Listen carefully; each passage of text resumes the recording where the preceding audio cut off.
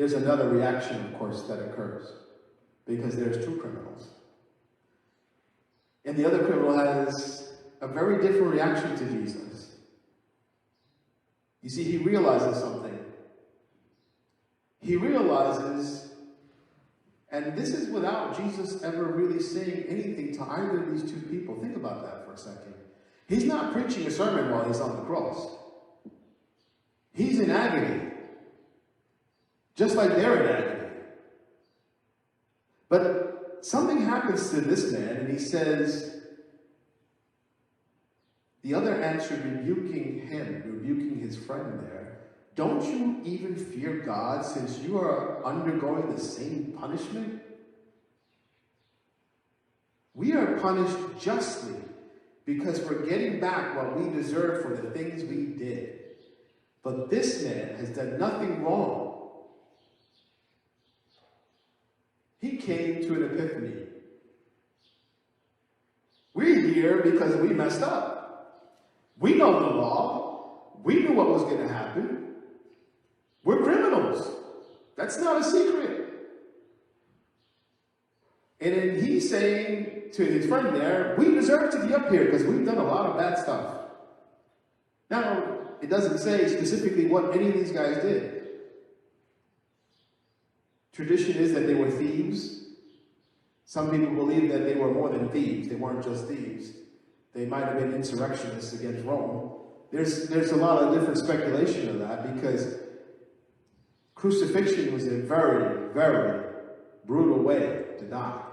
And it sent a message to everyone. You do not mess with the Roman Empire. Period. But this man understood something. He recognized he's being punished for a crime that he committed. He understood the gravity of the situation. He recognized it. And then he recognizes something else. That the man that's being crucified with them doesn't deserve anything that is happening to him. And you have to wonder at some point whether they understood what happened to Jesus. Whether it's by the people hurling insults, or whether they may have heard things that happened while they were in prison before they were being executed. Whatever it was, somehow they realized, at least this man did, that he didn't do anything that deserves this kind of punishment, this kind of death. In the last verse he says, then he said, Jesus, remember me when you come into your kingdom. Have you ever thought about your last words on this earth? Strange thing to ask, I know, but have you ever really thought about it? What would be the last things you said to a loved one, or to God if there's no one next to you? What are the last words that you'd speak? Look at these two individuals. One has the last words of cursing somebody out. Those are his last words. I'll let you use your imagination on all the things that he could have possibly said. And the other said, remember me. Remember me when you come into your kingdom.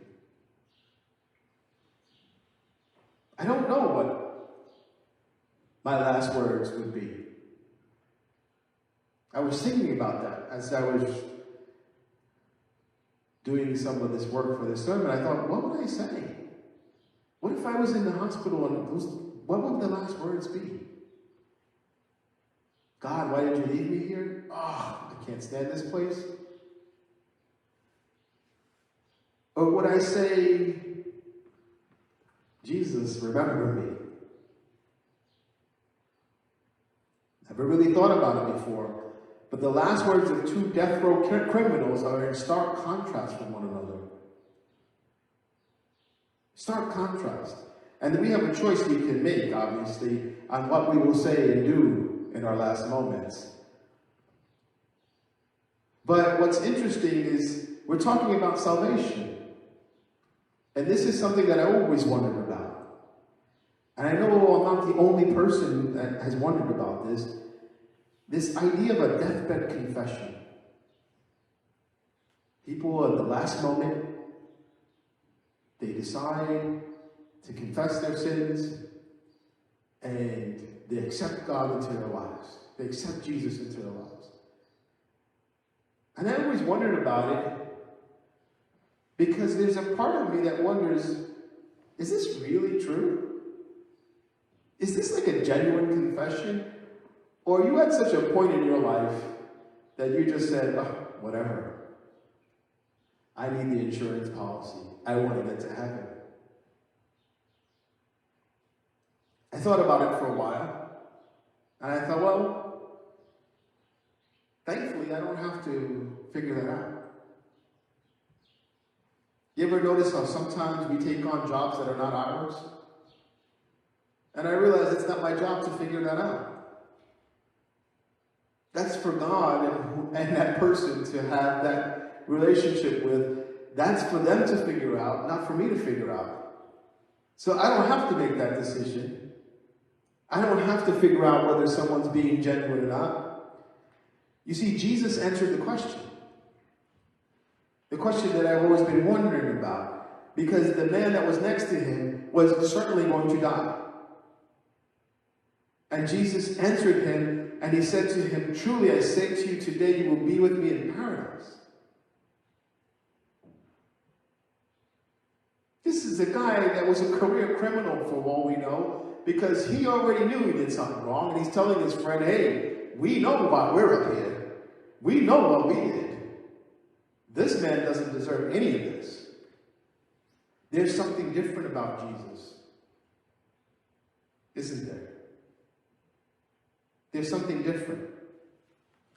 And then I realized something, that God accepts us where we are. He accepts us wherever we're at. And he accepts any of us. So it doesn't make a difference who's making the confession, where they're at, what they did in their past. Because when we come to realize something, we're not saved by how good we think we are. We're not saved by how good the world thinks that we are. We're saved because Jesus Christ provided salvation for us. That's why it's called grace. That's why it's called a gift. It's not something you can earn. I know it's a little strange because we get into the time of the year of Christmas and we do the gift-giving thing and we try to outdo each other.